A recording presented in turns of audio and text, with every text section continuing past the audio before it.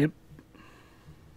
So Wes, you really do think like between Instagram Live, YouTube Live, and Twitch is the best option? Or were you just doing that for my sake because I hop back on? Yeah, alright, yeah, I get it. I see how it is. Twitch is made for monetization, though the other things aren't. Yeah, that was... Although YouTube Live now does that too with the, what do they call it, super chats. It's just like... They have ways to go. Because the woodworker, not the woodworker, the wood whisperer, all of his Friday lives are almost just like Bob's. And they have like the chat going on the side, and it's like, hey, $10, hey, $5, hey, blah, blah, blah.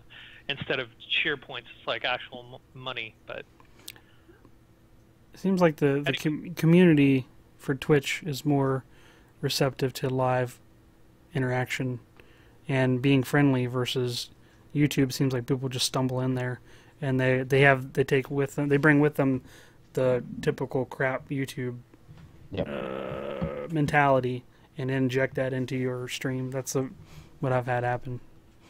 So just like the baseline is better.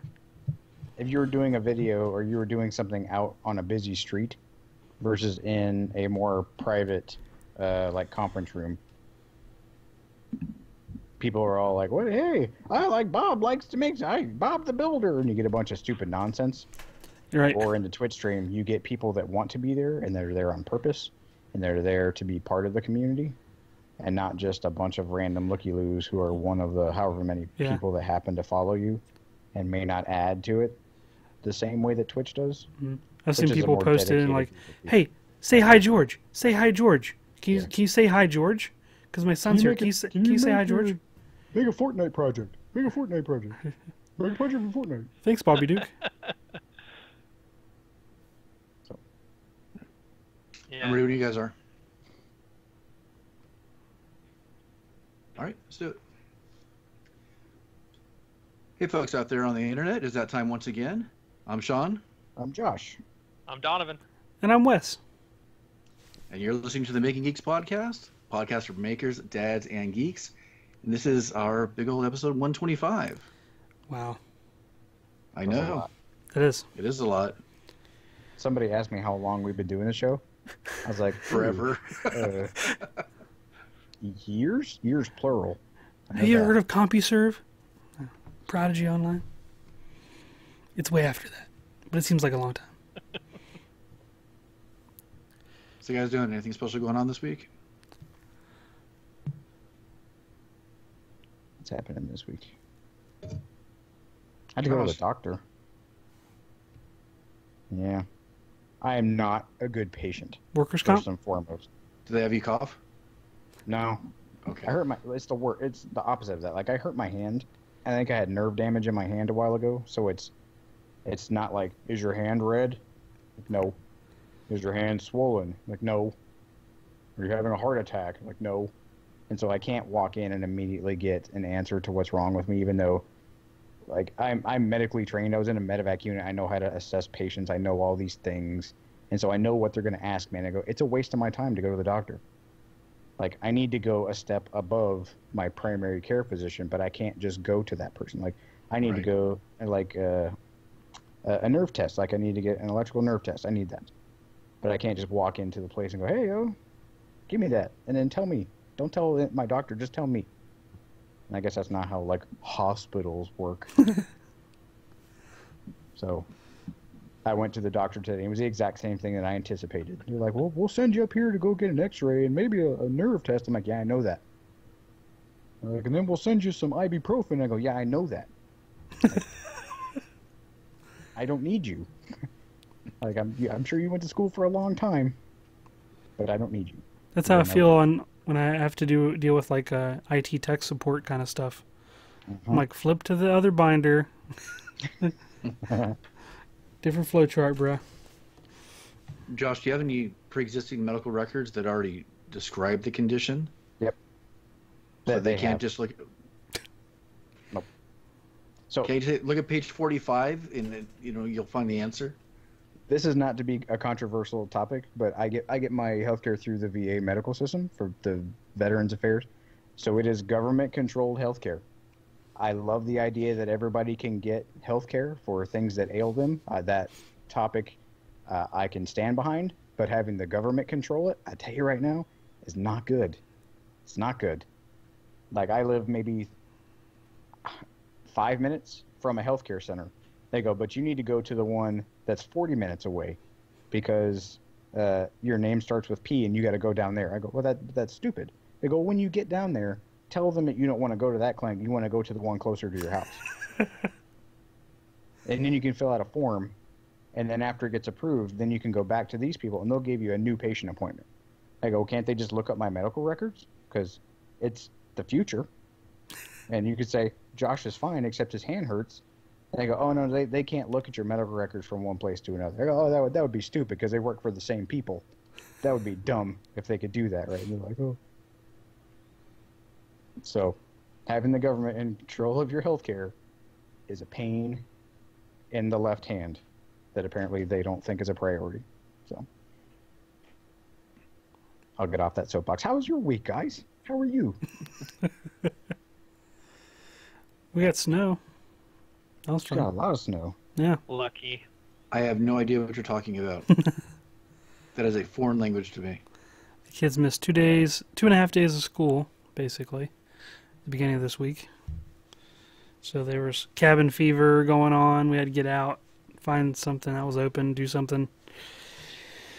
What else? As far as projects, I'm still cranking out ornaments. I'm doing some custom ornaments for people. One-off kind of things. I've got all the parts in for my secret squirrel project that I showed Josh last week. That hopefully I'll start soon. I want to tell people what it is, but I'm not going to. Now, are you literally talking cool. about a squirrel, or is that code for something? You should hot glue a squirrel, I should. A squirrel to the I top need to now. do that. Yeah. But for those of you that actually have tuned into my Twitch stream, you would know what I'm talking about. But I'm not going to give it the hint to anybody else. So we'll keep those cards on my chest for now, because it's a good idea, and I don't have those very often. So, and as far as project, that's about it. How about you, Sean? I put out a video last week, and I kind of talked about it briefly on the last week's show, and put that out, and it went pretty well. Even got my wife to do some voiceover on it, and then I think it was Sunday, we had my wife's family over for my wife's birthday, and showed them the video because it was the statues are part of that family, and of course, it made everybody tear up, which was what I wanted. That was kind of the goal. I made the video more for the family in a lot of ways than anybody else. Just thought it'd be interesting to kind of share that. And yeah, that was about it. It went pretty well. Time out. I just lost all video. You guys see me still? I can see you. I see you. I can see you. Our YouTube channel can't see you. That's weird. The stream went down. No? What I'm seeing is your the Skype conversation history Mm-hmm. Yeah. with me. Yeah. Oh, that feels special. I don't understand what happened.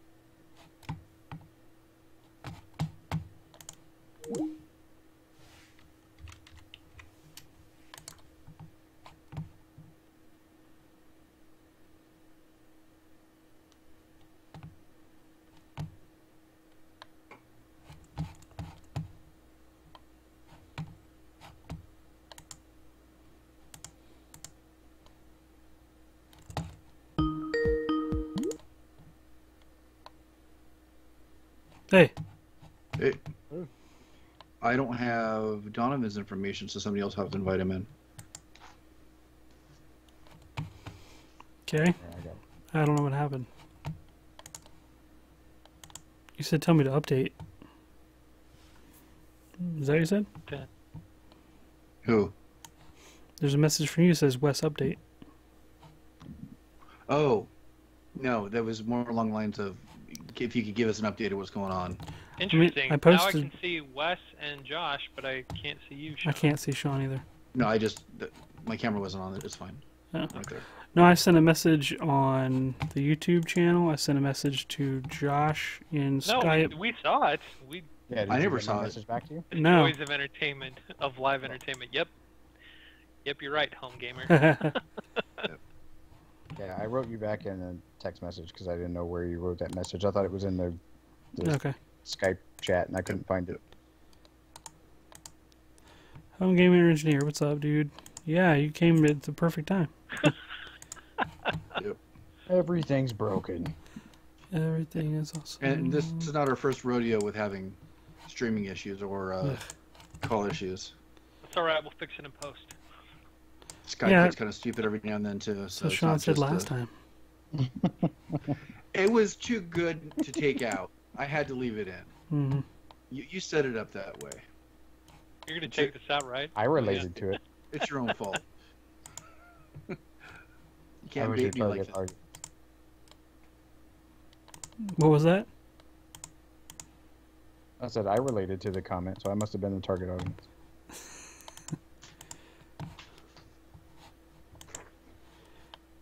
Ugh. Yeah, I still heard everybody, but the Skype window went away. Hey, it said you were paused. And I'm like, well, I can't add you back because you're You were technically on still the there. call. Yeah. I don't even know how to pause. Can you pause? Oh, Apparently, I've never even seen that before. It's a hidden feature. it's a new feature nobody wants. It's an Easter egg.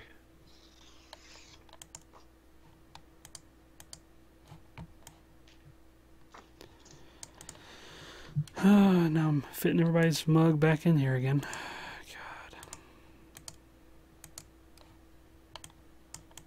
I'm on there twice. And I'm getting feedback from my wife now. "Sean, you're under Wes's logo. Easy there. We're fixing stuff. That's cool that your wife watches.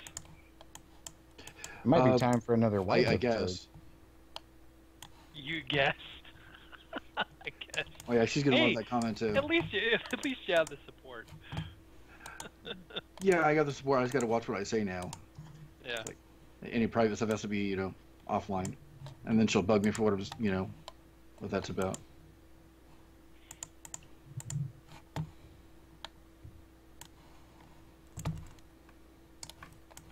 So what was it that triggered that Glowforge comment that she made? Was it that she was listening? Well, I mean, she listens a lot. I mean, she hears the influence of all this. She knows, who has lasers and what they're doing with them. But I think because she came across some ad videos, Glowforge stuff has been popping up in my Amazon, or not Amazon stream, but like Facebook stream and in all the different social medias because our phones are listening to us. Mm-hmm. And I think she'd seen one of the promotional videos. And even though I've told her all of this multiple times, her seeing the video, and she goes, "You could draw on the board and it'll laser on the board." I've told you that, but it took her seeing it. Yeah, but No, I it's know. not that great quality. And I understand that some things maybe aren't perfect, but I think that the idea of something working with very little intervention or effort was just a huge selling point for her. Yeah, I think the one thing about Glowforge that really, I don't know, sets them apart, I guess, from typical laser cutters is the fact that it's so user-friendly. They're like the iPhone of laser cutters. Like, it's all about experience. The user experience. Because it's like, I use, the laser cutter that I use at Fab Lab is an Epilogue 40-watt laser, and there's a lot of finagling that you have to do with the laser cutters like that. It's not just like press a button, one and done. There's so I can understand the appeal of Glowforge. What I understand, the software is the hardest thing to do on other lasers. But I haven't used anything else. Okay, we're back. Okay. I don't know what the last thing people were saying was. I'm sorry. I was talking about the video they put out in the statues, and it was for the family. And Oh yeah, your manger. yeah, That was a cool video. I appreciate that. I was wondering even to do it, because the build of the manger was really nothing. There's nothing special in it. You know, it wasn't the build that I initially wanted to do anyways. You did kind of emphasize like how little effort you were putting into some of the spots. I had to say something because I mean it really wasn't the intention of highlighting that build. It was more about the figures and what they meant to the family. And I'm probably gonna be doing a little follow-up video or something like that to talk about them a little bit more in some more detail, because there's a bigger story behind them too, and amazing that they're even in one piece. Yeah. Because of the way my wife's parents got them here to the United States. And I think that's an interesting story in and of itself, which I'll keep for another time. But yeah. That's cool. Donovan, how about you? I have been working on Christmas projects. I'm doing the Secret Santa exchange on Instagram that Pink Soul Studios organized. And so I'm finishing up my Secret Santa gift. And I'm also doing the Santa Link scroll saw art. And then I got 2 more projects that I'm trying to get done before Christmas, which is in 12 days. So I've been busy working on Christmas projects during my lunch breaks. How close is the Fab Lab to where you work? 6 minutes. So it's about, 8 blocks, 10 blocks around there. How long is your lunch break? My lunch break is about an hour. By the time I get down to the car parking lot, get in my car, drive to Fab Lab, get unpacked and set up, I usually have about 20 minutes to work before I need to clean up, pack up, go back to work, and then, yeah. That is an awesome amount of dedication you have. Well, if I didn't do it like that, I'd never be able to make anything. So and a little bit crazy, to be honest. It is. Well, it's impressive, and I commend you. I try to jam pack a lot in 20 minutes a day, 3 to 4 times a week, because that is my making time. Wow. No excuses, people. Yeah. Yep. I know. I look at some. I mean, not to name names, but I look at some other people that are content creators, and I'm just like, how do you not put more stuff out? Like, I'd have so many projects done.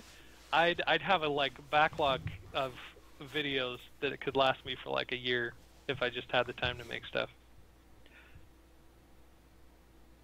So, yeah, that's what I've been up to. So speaking of the holidays, it's about that time for our yearly holiday episode, which I think this would be about our 3rd one, if I'm correct, right? Is through about 3 Christmases now? It sounds about right, yeah. I have no idea. We've been doing this for 3 years. 3 Christmases worth? Yeah. That's awesome. I think so, yeah. Well, I'm impressed. I'm not even mad. So I know we talked a little bit about Christmas traditions before, but I know that we have a new member of the show who might want to share some of his. And I know that we have a lot of new listeners that might not have heard some of our traditions, so anything we could add new. But then I thought maybe if we added on, if you guys are willing, memorable Christmases or disasters, somewhat. Things maybe didn't go as planned, like when I had Christmas here 2 years ago and the main toilet in the house broke 2 hours before I had 50 people coming over. Ooh. Yep. Passively broke or like squishy, overflowing kind of broke? Passively broke. It broke off the bolts. Oh, The bolts holding the toilet completely, they were rusted through and they broke. Yeah. So That's I impressive. I sat on it, and I almost had to finish my business like Indian style, just like the hole in the nice. ground. Squatting. Yeah. Yep, just squatting, the cup of water to wash. So Been I don't there. know.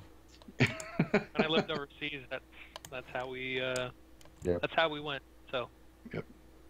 Spent a lot of time in the Middle East, and there's a little drippy faucet, and then you don't shake with your left hand after that for a while.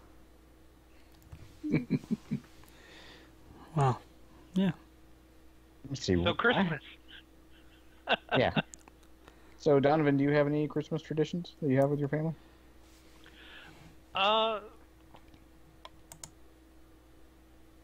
Well, the thing about having, because I have 3 kids and all of them are really little, and so one of the things is trying to come up with new traditions for our family. Because I grew up in Montana, and so my Christmas traditions all revolve around snow and mountains and all that kind of amazingly traditional Christmas stuff. And now that we live here in Oklahoma, where you don't have snow or mountains or the traditional Christmas stuff, and you have new kids, we're trying to figure out what we want our Christmas traditions to be, because it's like growing up in Montana. One of the big traditions was driving up in the mountains and going and finding the perfect Christmas tree, Griswold styled, and cutting it down and bringing it home, and that's your Christmas tree.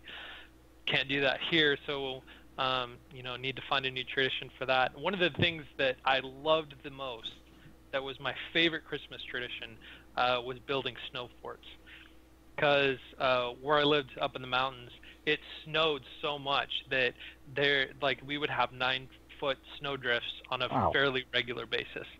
And so I would build these elaborate snow forts where you slide down into the main area, and I had like a main living room, and then I would create these branches and have different bedrooms off of the main living room. And I would spend hours carving out domes in each of the room, and then doing a sweat track along the outside, so any condensation that forms on the ceiling would drip down the sides and into this little track and on the thing. And I would sleep in these snow forts, and it was amazing. So it was like Minecraft. It was Minecraft, basically. Yeah. Sounds like you lived in Narnia. Almost. I look back on some of the things that I did and I experienced in the place where I grew up, and I'm like, nobody would believe me that the stuff that they see on some movies that you're like, oh, that would never happen. Yeah, that totally happened. Opening up the door and just seeing snow everywhere, and huh, okay, get the shovel, and dig yourself out. And yeah, it's a different world up there than the one I live in now. I'm a Florida kid, and that sounds it sounds pretty awesome. And that was the stuff you saw on all the Christmas movies, but it never was relatable. I always thought that was just a movie thing, like kids having snow forts. I thought it was some, I don't know, over cartoonish style. I didn't know that people could actually do that. Yeah. I understood that igloos were a thing academically, but I still didn't understand that you could actually do that.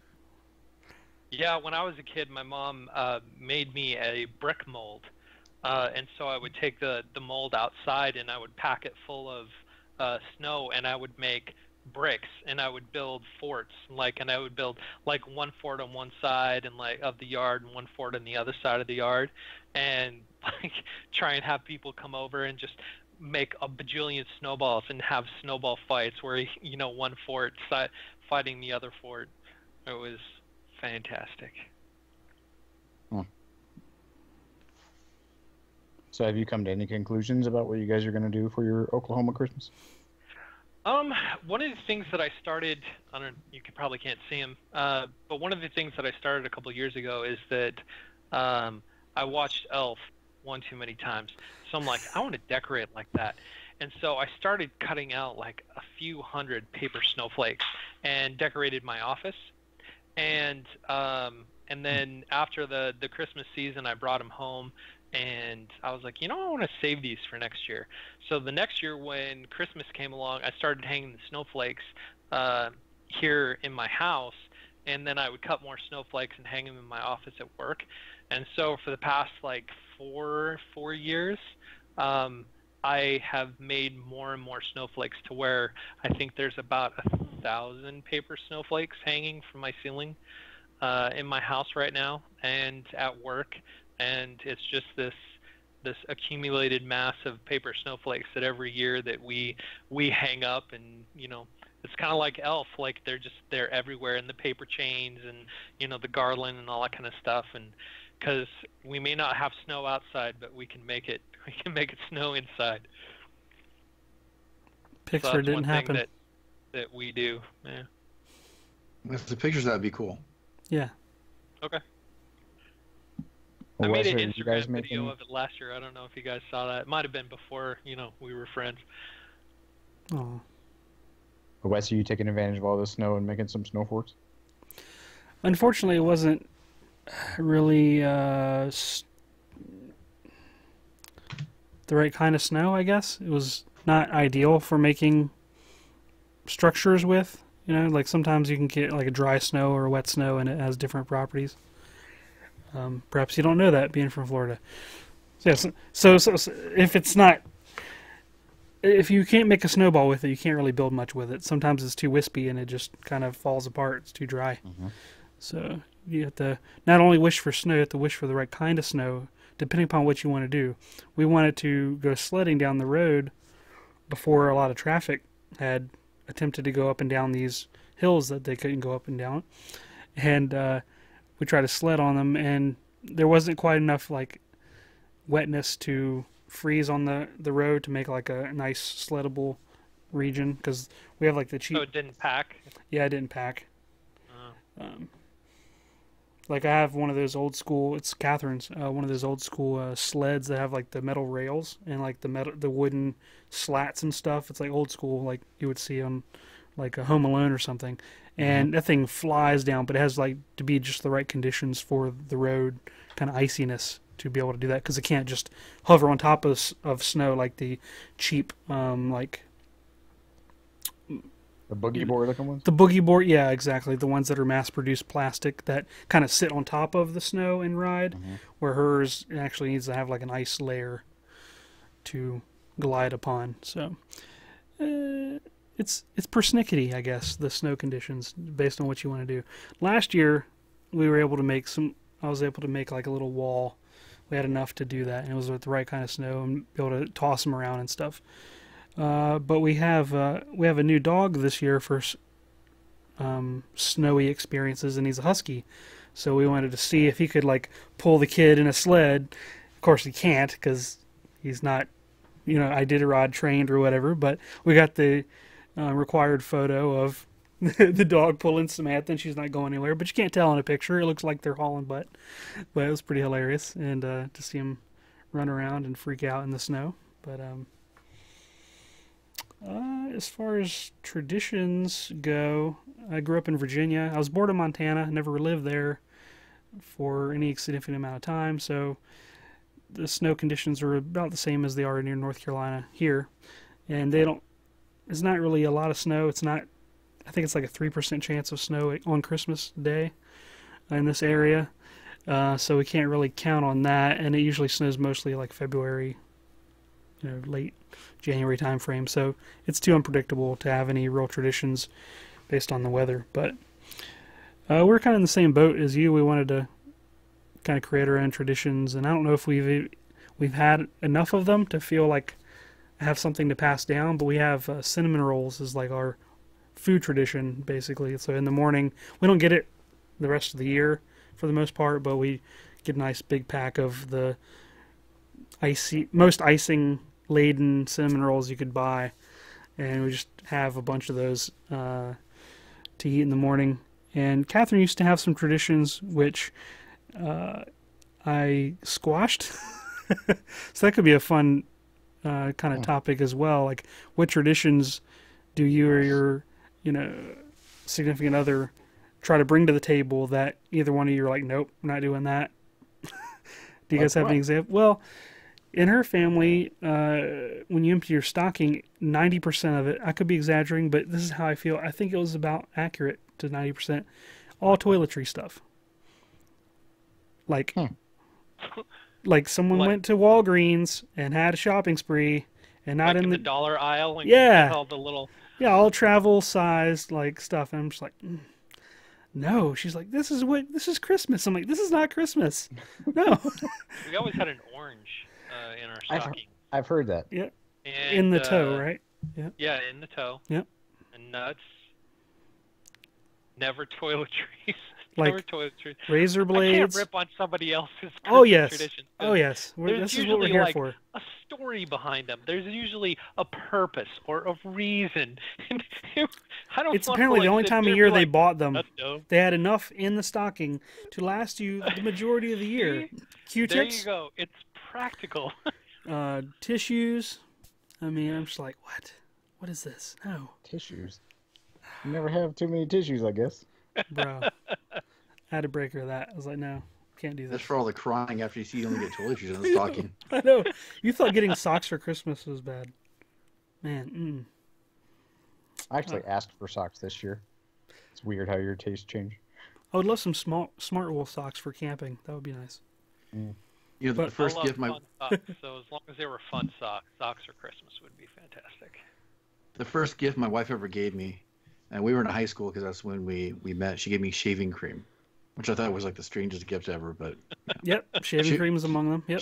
she was thinking practical too. Like, oh, he looks kind of scruffy. You got to change that.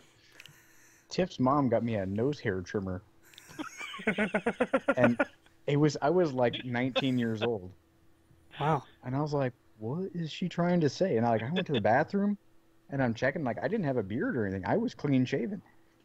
I was like, I don't get Messing with this. your head. Evening, like, And I asked Tiff, I'm like, what's with this? She's like, I don't know. That's I don't have nose hairs. You will one day. yeah. And so like gifts like that, I've always had a weird relationship with Christmas gifts because my mom was just super silly and got us the most random stuff, either intentionally or unintentionally. They usually missed the mark. And so with a gift like a nose hair trimmer, I'm like, am I the strangest person that people just don't know how to get me a gift? I'm like, man, I don't feel like I'm too demanding. I don't really ask for very much. Like, give me a canned man gift card of some kind. I'm like, oh, thank you. Like, nope, we got to go out on a limb and go get something crazy. Some kind of cured meat or something. I don't know. Have you seen that spin-off business? I forget what the actual name of it is, but it's like man cards or man gift cards where they take a gift card, like a nice one from, let's say, Home Depot or something, and they literally encase it in concrete. And your job is to like chisel away the concrete like you're a paleontologist or something to get to like earn the manly gift card. Yeah, it's totally a thing. Anyways. Sounds Are like you a on big board with government this? thing. I'm sorry? I said, are you on board with this? Do you think it's a cool idea?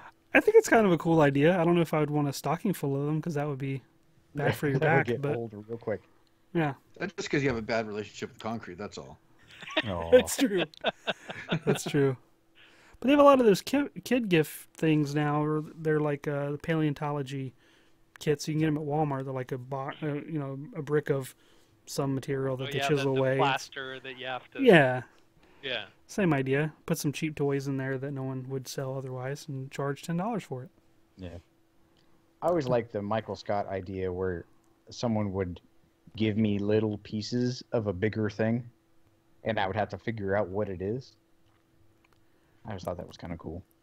That stems from like Hanukkah traditions, Hmm. right? I don't know. Where they have the I know the Hanukkah traditions have like a common theme, or Hanukkah yeah. presents. I had a friend that was Jewish, and on like the first day of if anybody's Jewish out there, I'm sorry.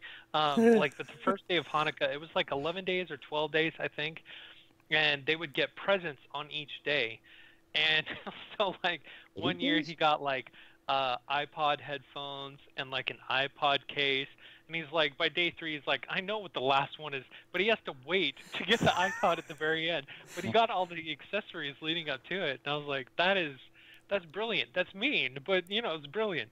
No, it would have been better if they, get all that stuff then it's a Zune. Oh, right. Oh yeah. Well, speaking of Christmas traditions, the kids were watching Super Y. Do you guys watch that show? Teaches kids how to read and all that. Used to. Yeah, well, I guess one of the characters on there is Jewish, and so they were talking about Hanukkah. And they were talking about a dreidel. They sang a dreidel song, and they were talking about making latkes and the oil in the lamp that lasted 8 days. And so Isaac, my 4-year-old, comes in, and I was cooking dinner. He's like, "Hey, Dad, what you making? Latkes?" I was like, "Latkes?" I was like, "Do you know what a latke is?" "I know what a latke is." He was like, "Yeah, you making some latkes?" No. But I guess I could. I'm like, I got some potatoes. I think I can make some latkes. I'm like, all right, that's weird. And then so he goes and skips off, and he comes back in with this really silly look on his face. He's like, "Where's our dreidel?" I'm like, "Our dreidel?"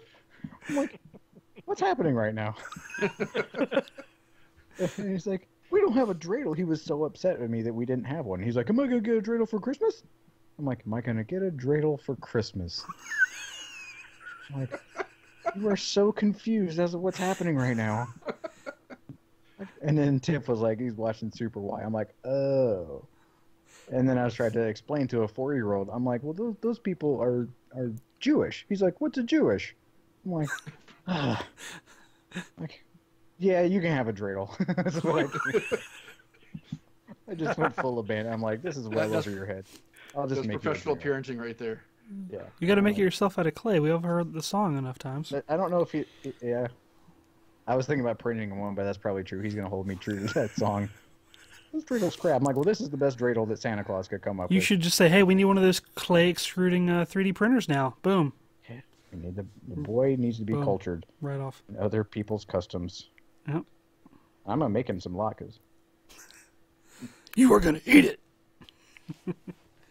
It was one of those like, all right, this is new. This is kind of fun, but this is new. That's cool. Like, I try to make a stollen every year for Christmas. That's like my one food thing for Christmas is to make stollen. What's stollen? Stollen is like, I think it's German. It's either German or Scandinavian, but it sounds criminal. Bread. It's this like fruity bread that's glazed with sugar powder on top, and it's like really spongy. It's kind of like a combination of Hawaiian sweetbread and what's that bread that everybody hates getting at Christmas? Fruitcake. Fruitcake. Yeah, it's kind of like that. It's a combination of Hawaiian sweetbread and fruitcake because it has little bits of craisins and orange meringue and peels and things like that, like little to give it that little bit of citrusy zest. And I give those as gifts. Stollen bread. Now, I would have to say that Europeans do Christmas, I think, way better than Americans do Christmas. They have sillier traditions that they still, like, openly embrace regardless of the silliness to it. They have a lot of, like, open-air markets. They have special drinks, special food, and I remember when we lived in Europe, like, Christmas time over there was way more heartfelt and, like, purposeful than it was as commercial as it is here in the States. And it seemed to, like, be a little more deep-rooted and cultural, depending on where you were, like, not even just as a country, like, even in little regions had, like, their version of Santa Claus or Saint Nicola or, like, Krampus and, like, the old man with the bag who, if you were bad, he would hit you with a stick and, like, take you away in his sack. Like, super crazy stuff. And there's a character in Belgium that hangs around Saint Nicola who is called Zwarte Peter, who is Santa's little, like, he's not an elf, but he's this little guy that walks around in blackface. Yeah, so didn't Dwight talk about him? Yeah. Yeah. It is, like, horribly culturally insensitive. And there's, like, a some people are against it because of that, and some people are like, no, this is a tradition. You get some guy, and he's dressed up like a jester. It's super weird, and as an American, made me crazy uncomfortable. At like when you go to get your picture taken with Saint Nicola, who looks like this old bearded priest, and this like blackface court jester walking around. I'm like, this is weird. But yeah, their traditions are deep rooted and they're silly and they love it. So yeah, I kind of want to have that for like, but family, like deep rooted, silly but awesome Christmas traditions for family. Make sure they're not racist. It'd be good. I mean, because there's the generic things that we do, like we do Christmas jammies on Christmas Eve. Mm-hmm. Yeah, you know, where everybody opens up their Christmas pajamas. We're doing onesies this year because I insisted. I'm like, we are doing onesies. And so I got a little Spider-Man onesie for my son. My wife got me a Spider-Man onesie so we can be Spider-Man together. And then my wife and my daughter are getting unicorn onesies. And I'm like, this is awesome. It's going to be silly, but it's going to be awesome because we're going to do jammies right. We're going to have fun with it. So, I mean, there's the standard things that, you know, we do for Christmas traditions. But, I mean, we are trying to come up with, like an our thing, Christmas traditions. I mean, one of the, not specifically to Christmas exactly, but, like, the day after Halloween, not Halloween, the day after Thanksgiving, we typically go and get a book that we read together before the end of the year. To kind of force us to read together if we've gotten out of the habit over the summer, that kind of thing. So that's a tradition that's around Christmas, but not necessarily Christmassy. Yeah, we're still trying to figure it out. Well, my wife has a book tradition that she'll do like an Advent, but with different Christmas books. And so she'll wrap, I don't know, 25, little books. And we have 2 Christmas trees. We have one that has these ornaments that we get from the White House. Every year since I was a kid, we get a White House Christmas ornament. So we have a tree that has just those on it. It's a little fake one. And then we have the big, like, real Christmas tree with all of our family stuff on it. And so on the Advent stuff goes on the smaller one. And this year, Tiff got all the kids, and she had them all wrapped underneath the tree. And she talked about, all right, every day we'll unwrap a book, and then we'll sit down and we'll all read the book together. And they're like little small books and stuff. And so my daughter Elizabeth, who is the destroyer of worlds, the very next morning got down and unwrapped like every single one of them before everybody woke up, and there was just this chaotic mess everywhere. And Tiff got down and got really upset. And then I'm like, Elizabeth, I'm like, do you know what you did? She's like, yeah, I unwrapped all of them. It was great. And I was like, you're supposed to be upset. You're not supposed to be happy. And she's like, I cleaned up my mess. I'm like, no, you didn't. You didn't even do that. It was a double whammy. So we try to do Christmas traditions with us, but with our upcoming strong-willed child, she's not getting on board with it. Destroyer of worlds. Oh, yeah. Hands down. Something I did with my kids that we've kind of reignited with my something I did as a kid, I carried over and I'm doing with my kids now, and that is I had my own Christmas tree in my room as a kid. I don't know really where it came from, but I think it was from like the 1950s. It was like a small little tinsel tree, and it was like a small little decoration for my room. And I knew that when I had kids, I wanted them to have something similar. So Mark and Scarlett both have their own little Christmas tree in the room that they've decorated, and they'll put out for themselves every year. And at the end of Christmas, they'll put it away. And they kind of like having that something of their own in their own room, and kind of like a reminder, because we don't have any real other indicator of Christmas here, because we don't have different weather. Mm-hmm. We can't build snow forts. We can build sandcastles.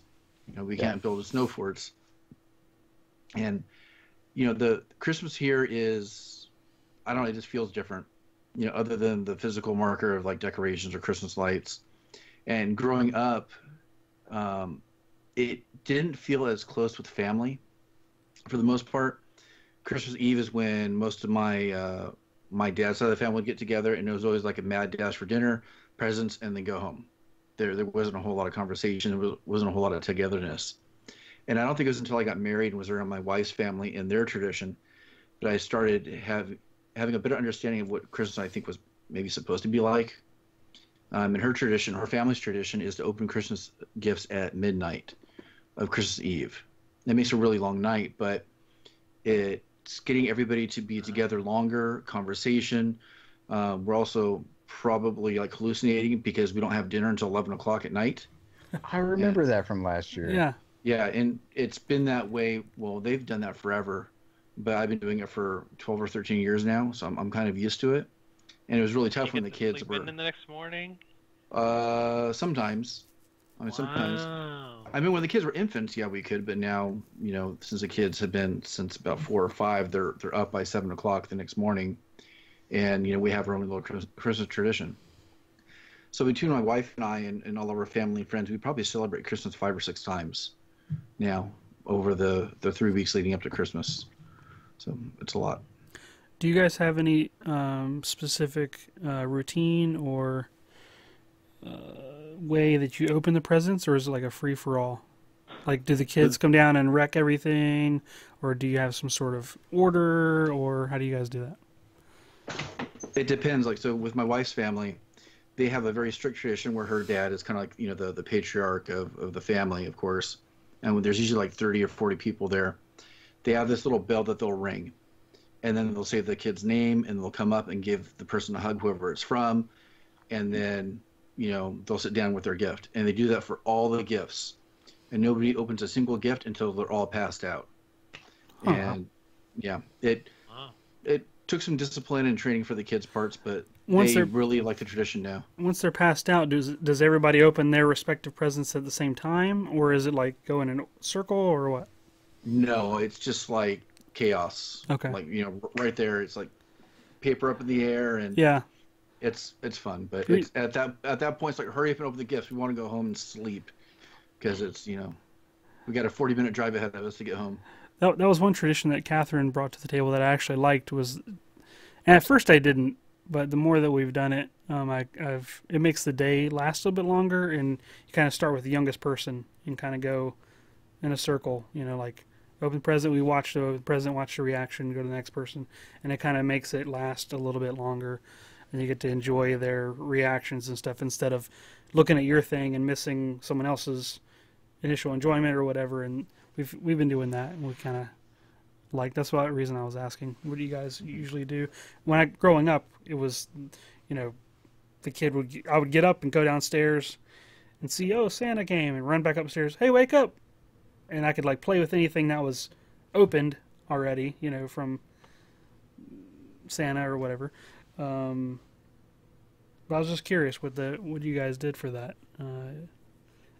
One of the things that we did and still do, because my parents live here now and my grandparents, and so we all have Christmas together, is that Christmas Eve, aside from pajamas, the kids can open one present that they can play with, after dinner, Christmas Eve, right before bed, that kind of thing.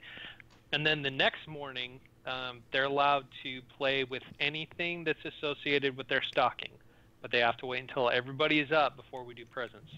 And then once everybody's up and, functioning,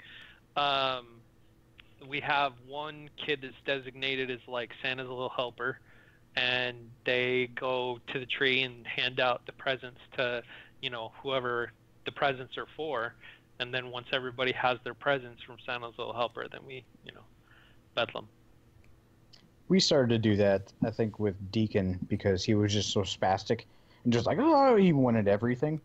And so the kid who was the most crazy energetic that needed to get knocked down a peg or two, you need to tone it down, you are going to hand out everything to everyone else just so that person could have a task. I think this year it may need to be Elizabeth. Because she would just destroy, she would smash and open up everything that she would see. So I think she needs to be occupied. So she may be the present distribution agent this year. But yeah, we kind of did the same thing. Christmas Eve, we opened the jammies. Our jammies are usually a secret though. Like, we don't coordinate beforehand. It's usually my wife We've and I will tried try to do it that way, but it hasn't always worked out. Yeah, I get her silly stuff, and then she gets me just like a pair of pajama pants that I don't wear pajama pants. So she gets a pair of pajama pants that she knows that she will eventually like because she will just take them and wear them. I try to get her silly stuff. Like I got her a muumuu one year, thinking like, haha, this is funny. And she's like, this thing is super comfortable. I was like, well, that backfired.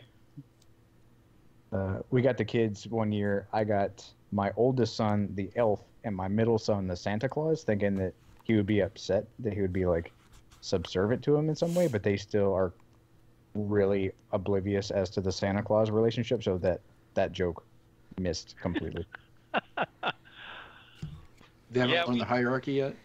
Nope, he didn't care. We tried surprise jammies in the past. There was one year that I bought my wife a teddy that was Christmas themed, and so it had like white frills and red and all kind of stuff. And we opened them, we opened everything in front of everybody. And she opened hers and she was like, "Who is this for?" And like, me? That special someone. She never wore it.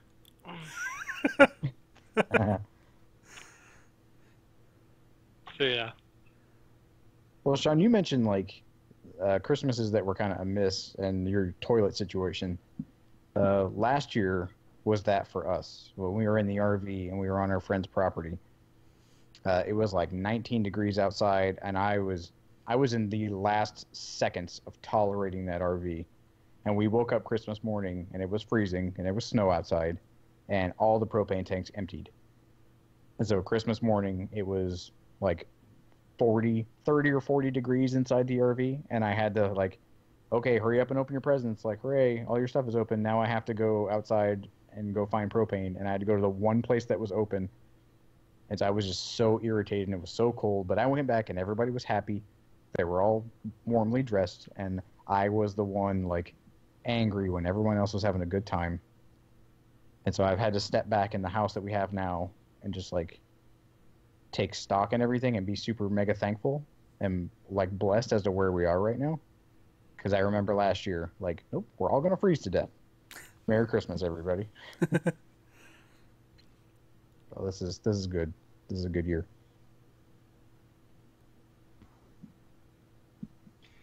Any other interesting stories or misses or disasters, or maybe even the other side, just really super memorable ones? Oh man, when my wife and I were dating, she invited me to Washington because she's from Washington, the Seattle area. She's from Olympia, and she invited me to spend Christmas with her and her family, which I had a lot of reservations about because her mom hated me with the fury of 1,000 suns because she didn't want her daughter to get married. Her daughter was supposed to like finish college, go work for NASA, be like very successful, independent, not married person. And I was in the picture, and her mom just hated me. And so when she invited me up there for Christmas, I'm like, is this a good idea? Is this really a good idea to I've go? seen Meet the Parents. I know how this can go. With your family. Yeah, I'm like, just a million like situations running through my head of like how bad this is going to be. And she's like, no, don't worry about it. It's going to be fine.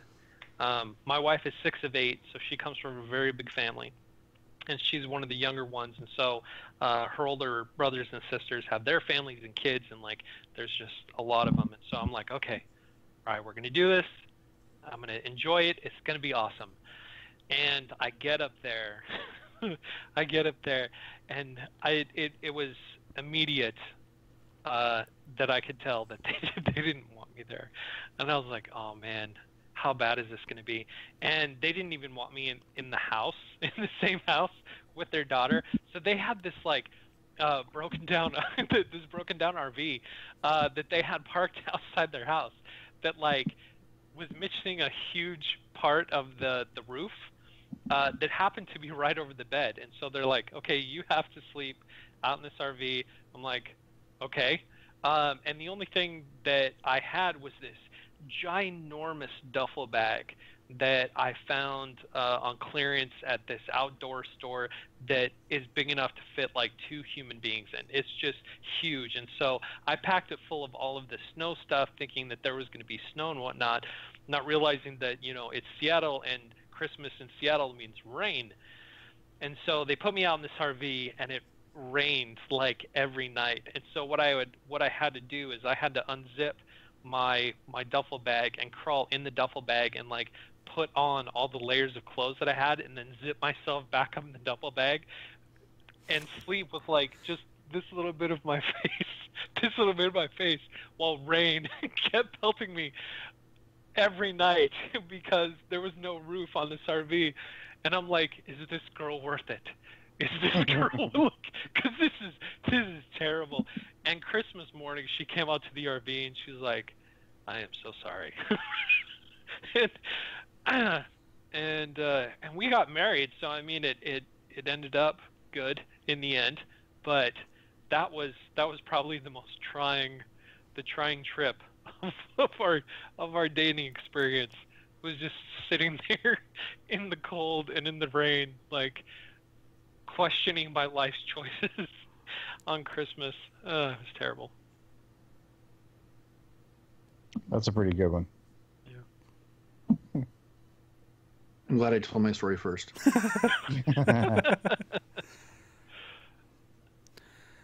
Let's see, the last couple years, it hasn't been an every year tradition, but it's gotten to be expected. I think I've told this story on here before. I got my niece, who I think at the time was like 7 or something. I took a peanut butter sandwich, took a bite out of it, wrapped it up like that day, wrapped it up, and that was like one of her presents that she was opening, like in order. And so she opens it. We have video of her like freaking out, like, a sandwich, what? And, like, her mom's just like freaking out, and like parents are laughing and stuff. And she like takes a big old bite out of it, and her mom's like, no, we don't know where that came from, because it didn't say who it was from. It was just hilarious. I think I got off of like Jimmy Kimmel or something, just one of those like kid reaction kind of setups. And so they bring that up every year, which is awesome. And it's like a fond memory. And last year, her older sister, wanted a like new iPhone or something, or newer iPhone, not a brand new one, but newer for her. And Catherine recently upgraded through her work, so she had like just the previous generation model, still a nice one that was like barely used. So we had to come up with an interesting way to give that to her, kind of give that to her for Christmas, because it was like outside of their realm of like spending, for kids basically. And we came up with this thing where I had this lock that instead of using numbers, it was like a padlock, and it had like a joystick on it, and it accepted directional motion as the password. Mm-hmm. And so I came up with some password: up, down, left, right, right, up, down, whatever it was. And we had a series of presents that she was to open in order, and I had them marked in a way where I could tell, or Catherine could tell.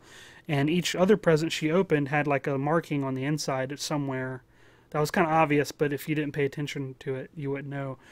And it basically gave her the password, or the unlocking sequence to something she didn't know existed. She didn't know this other gift was somewhere that needed this.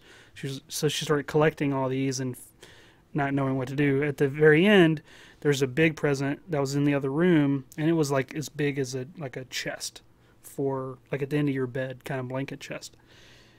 And I don't know how the heck we wrapped the thing, but she opens it. That was her last gift, and it was like an army chest kind of thing.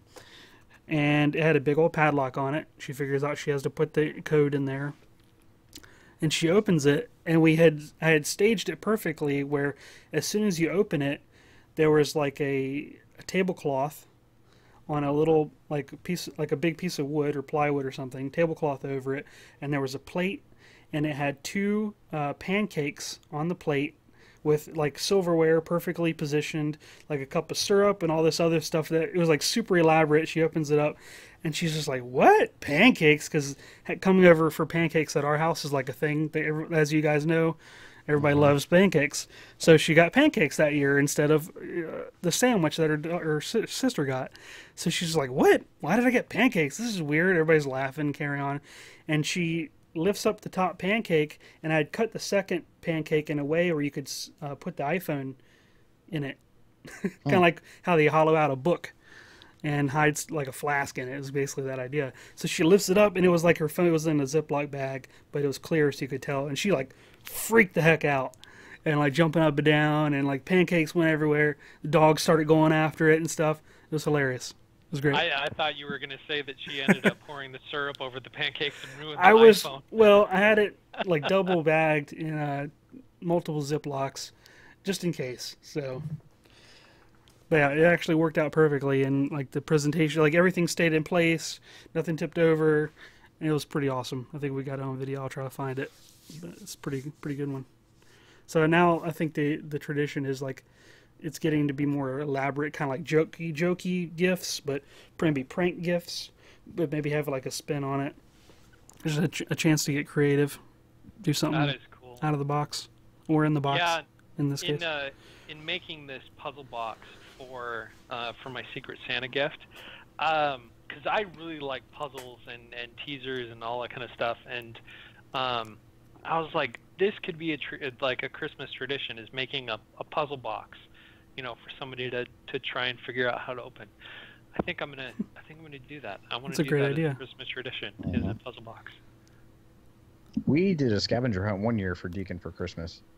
And we hid his gifts all around the house and then like outside, because we had like a patio bench out by this little lake thing. And so one of the last gifts was a set of walkie-talkies.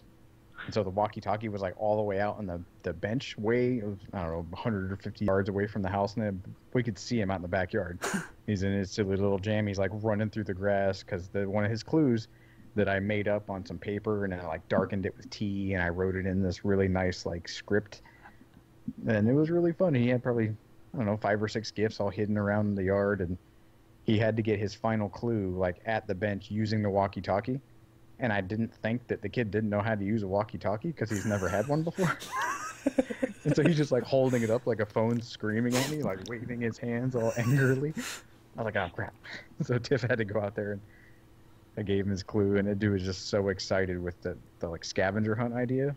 Like, that's something that he and I, like, you talk about the puzzle box, like, I would love that.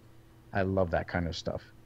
And we tried to think of something, because I don't think Elizabeth was born yet. Isaac was really young, so it was that one thing, like, all right, we have the ability to focus on Deacon for Christmas, and he's kind of old enough to get, like, kind of fun stuff. And so that was a really, really cool idea that I think maybe next year I'll bring out for everybody. I like that. Yeah, that is cool. I want that. I want that for my own Christmas. Yes.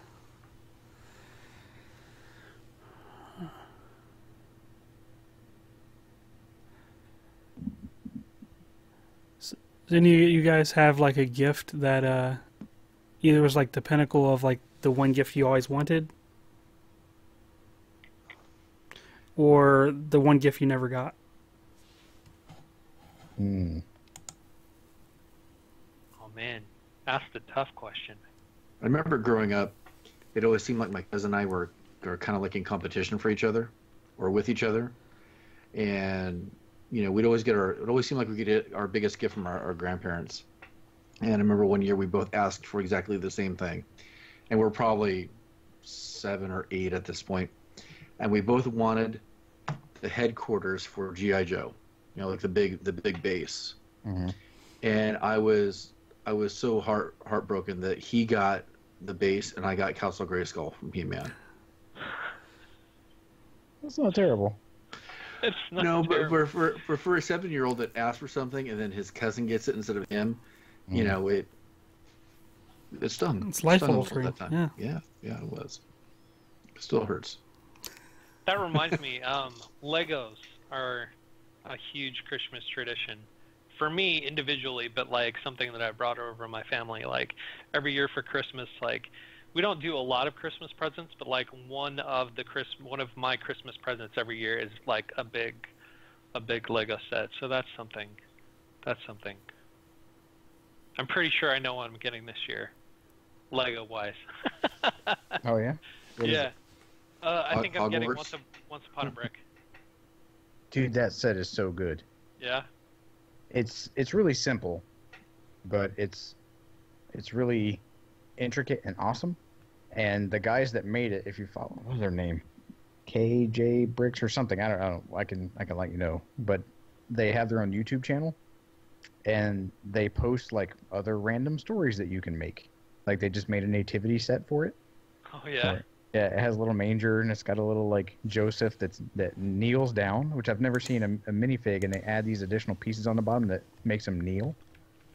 A little Mary and a little baby Jesus and a little manger and a little star that swings up, and he made a little camel, and the little micro figs are the wise man over in the corner. Like there are so many little story sets that you can put in there and make it your own, and it's really cool. Yeah. I'm pretty sure I'm getting that one. Mainly because it's like, since rebranding, I am Once Upon a Workbench now. There is that, like, the story aspect of it. One of the projects that I have coming up for next year that my daughter and I are working on is create a fairy tale book, a Once Upon a Workbench fairy tale book. So actually, have it look like a leather-bound old gold foiled book, and then have like our project that be our project book. If I ever write a book, which I really want to do, but if I ever write a book, it's totally going to be like fairy tale bounded DIY book. So yeah. Remember when I was I'm getting that one. I was in Europe, my boss or my commander had me he kept telling me a wizard book. He's like, I want you to find me like a giant wizard book so that all the countries we go to, we can write special stuff in this book, and then we can just like set it aside, and we have these briefings, and like, we're going to go to country whatever. They're like, go get the book. And we were like, boom, like flop down the giant book, and we turn the page over to like Latvia. In Latvia, they use this currency, and you should stay here, and you should go eat here, and so on. And so every time we would go somewhere new, we would get back. He's like, did you find my wizard book? I'm like, no, that doesn't exist. And so I remember I went to this one bookmaker in Italy, and I had to look up how to say wizard book in Italian to this old man in his own little private store, and I'm like, I don't remember how to say it. Libra something. And he was like, looking at me like I was an idiot. I was like, it needs to be big, and I'm doing hand motions, but like, and I found something that looked like an old relic-y, leather-bound, really big embossed stuff on the front, big thick paper. And when you get something or you make something like that, like, it really does feel like a very magical kind of wizard book. Like it's pretty cool. That'll be a fun project. Yeah.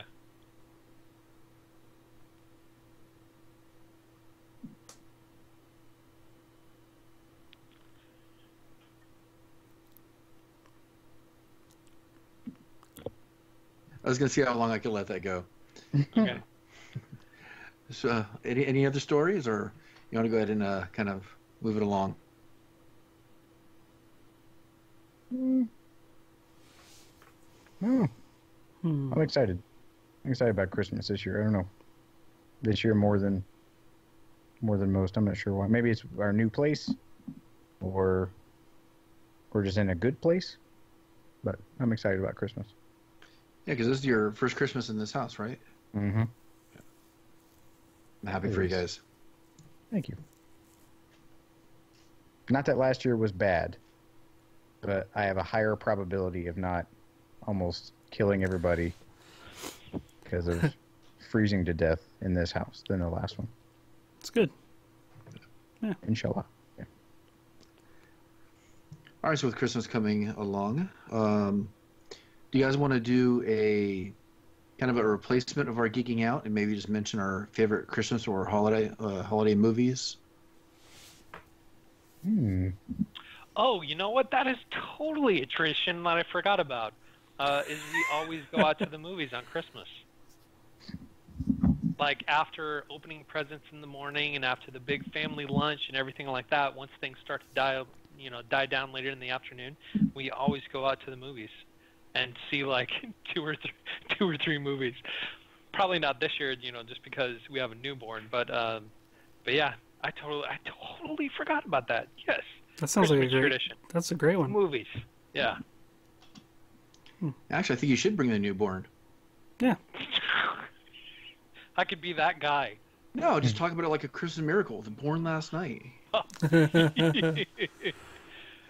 Yeah. Well, this town has an old movie theater, and they show Christmas movies periodically.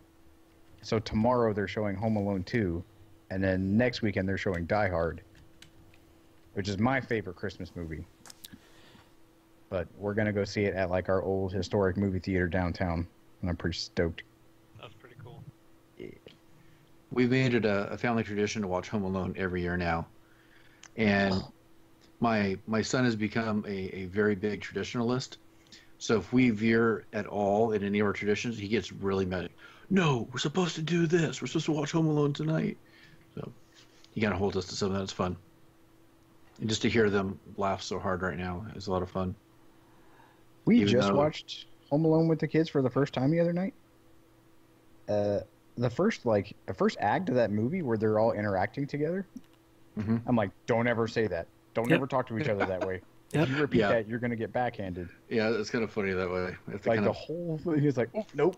Those Like, should we be disclaimers. doing this? Yeah. Oh, look at this magazine I found. Huh. Yeah, they don't know what Playboy means. But this is like, he got in trouble, and she goes, get upstairs, get to the third floor. He goes, this is the third floor, dummy. And all our kids went, ooh. Mm-hmm. I'm like, you would not live another day if you said that to either me or your mother. Preface it with that, yeah. Yeah, it was the whole time. I was like, oh, nope, don't do that. Nope. We will end you. Nope. Watching Elf has been a good tradition for us. We really like that movie a lot. But another one that I remember watching several times with Catherine, it's not really it's not kid friendly per se, but it's a nice one, I think, and it's probably often overlooked. And on Rotten Tomatoes, it's only got a 53, but I don't really care. It's The Family Man with Nicolas Cage. Have you guys ever seen that? Yes, I have. Yeah. What's that, Donovan? Yeah, that movie is amazing. It is one of my favorite movies of all time. All time. I love that movie. It's really, I think it's I'm underrated not a for fan sure. of Nicolas Cage, but gosh, that movie is amazing. You know, being a dad and being married, because that is like that and like Cheaper by the Dozen. There are very few movies out there that like actually are pro Family, pro kids, pro fidelity, and like Family Man. Oh gosh, it is fantastic. Like the arc of him going from like, self-serving rich man to like poor family man, and realizing that's like, this is what actually makes you happy, not that. Yep. Like, oh, It's I great. love that movie. It is good. Yes. Yep. It's such a good movie. Oh. I saw that when I was in college, and there was a time where like Tiff was at another school and I was at another school, and I watched that movie. I'm like, I can't miss an opportunity with this girl that's amazing to go try to chase something else. I was like, damn, this movie's prophetic. Like, yeah. way to go. Yeah. So I can attribute at least some portion to my current relationship to a Nicolas Cage movie. Sweet. Sean, do you have one? Well, it was Home Alone. Oh, hold on. Got you. Yeah. We just recently watched, not to keep belingering this point, but we just watched Arthur Christmas. Have you guys ever seen that? Oh yeah, that's a Long good time ago. Don't remember much of it though. Yeah, Wheezy Waiter did a video the other day about like new movie classics. Yep. And he had mentioned it, and I'm like, maybe I'll give that a go. And we busted open our just big case of DVDs, and I was flipping through. I'm like, we own that movie. And I had never watched it, and I put it in the other day, and the kids and I watched it. It was really good. It's about What is it called? Santa Claus's. It's called Arthur Christmas. It's about Santa Claus, and like Santa Claus being a hereditary position that you serve like 70 years as Santa Claus. And so nowadays, it's run by like the figurehead Santa, but like his older son, who's very like precise and organized and very meticulous, and then his younger son who answers all the like letters from Santa. And so they have the very stark difference. Like one is very stoic and calculated, and one is very sappy and heartfelt and kind of bumbly. And then all together they have to go return the present that they forgot to give this one kid. But it's very endearing. It's very heartfelt. It's kind of funny. It was really good. Yeah. Arthur Christmas is surprising. It's actually playing at our local downtown theater in our little town here. That's interesting. It's pretty good. Give it a look at you. Is it animated? Yeah. Yeah, it's CG. Okay. Maybe I'll take the kids to that tomorrow. When you That's said what Arthur Christmas, for some reason I thought you were talking about Dudley Moore. Dudley Moore did do a Christmas He did do a movie, didn't Christmas movie, yeah. he? It was That's- creepy, where he was like that's- scooping out the glitter stuff in a can. Oh, what was that movie? It had the crazy... Was it just called Santa Claus? Or The Santa Claus? Or No, that's Tim Allen's. Yeah. we watched that the other day. That was pretty good. Kids would really like that. Are you guys fans of Christmas Story? No. I can go either way. I didn't really watch it as a kid. It's super played out. Well, Like, fine. you don't need to watch it anymore. Like, some people make it a tradition for some reason, but I feel as a movie, like, I barely watch Star Wars that much to necessitate a 24-hour repeat cycle. So, like, I think my kids like watching it just because of the leg lamp, and they like to make fun of my leg when they watch it. I could see that. Yeah, Paul Jackman gave, new meaning to that movie, but even still, I don't like that movie. I just don't. Yeah. So. All right, then. All right, well, we'd love to hear from all of you. Go ahead and visit our website, makinggeeks.com, and go ahead and check out the contact page. And on that page, you can drop us a question, any suggestions for the show. We would love to hear from all of you. And on the homepage of the site, you can listen to all of our past episodes right there on makinggeeks.com.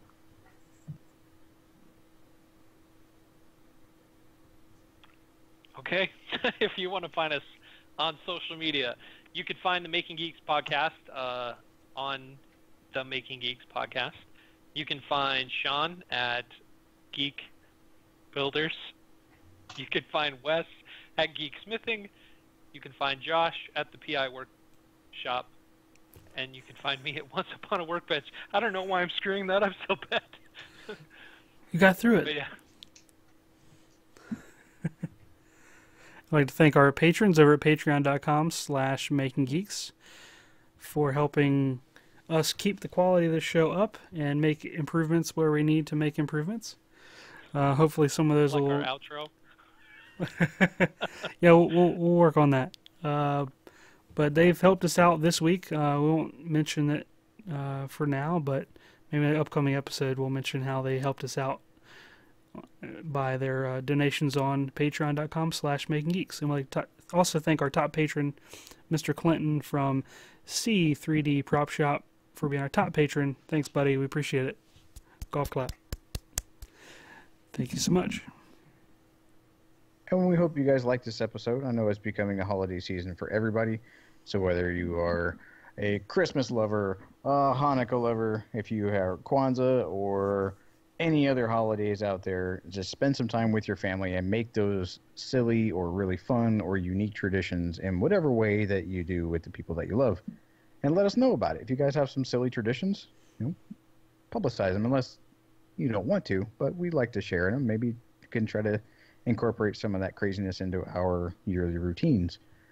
But you can stick around and hang out with us every Thursday on our live stream on YouTube. We stream the podcast live, and then we release the recording every Saturday. So whether you are a looky-loo or a listener, we can hit you where you want it. So we'd like to thank you all for hanging out with us, and we hope you have a fantastic week. See you guys. Later. Take care.